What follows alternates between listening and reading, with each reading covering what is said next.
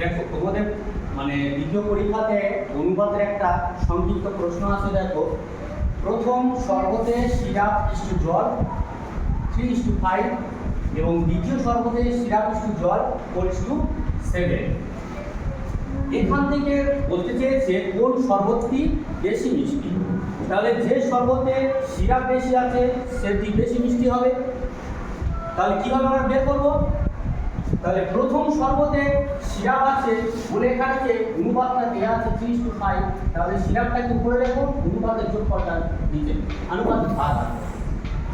দ্বিতীয়টি লেখো, দ্বিতীয় শরবতে সিরাপ আছে কত, এখানে অনুপাতটা ছিল 4:7, তাহলে সিরাপটা উপরে লেখো, অনুপাতের যোগফল নিচে লেখো, 7×4 11। এখান থেকে হরগুলোকে মিল করে নাও, একই করে নাও। তাহলে এখানে 11 দিয়ে গুণ করো আর এটাকে 8 দিয়ে গুণ করো, বলে কি দাঁড়াচ্ছে 3 11 33, 8 11 88 অংশ।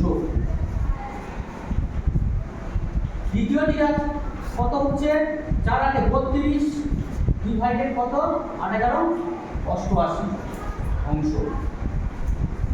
তাহলে দেখো এখানে যে শরবতে সিরাপগুলো বেরিয়েছে প্রথম এবং দ্বিতীয়, তাহলে দেখো তো প্রথমটা 33/88, দ্বিতীয়টা 32/88।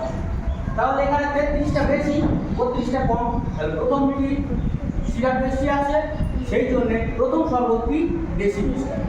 অতএব না দ্বিতীয়টি কোনটা বেশি মিষ্টি? দেখো প্রথম শরবতটি বেশি মিষ্টি। অতএব প্রথম শরবত বেশি মিষ্টি, বেশি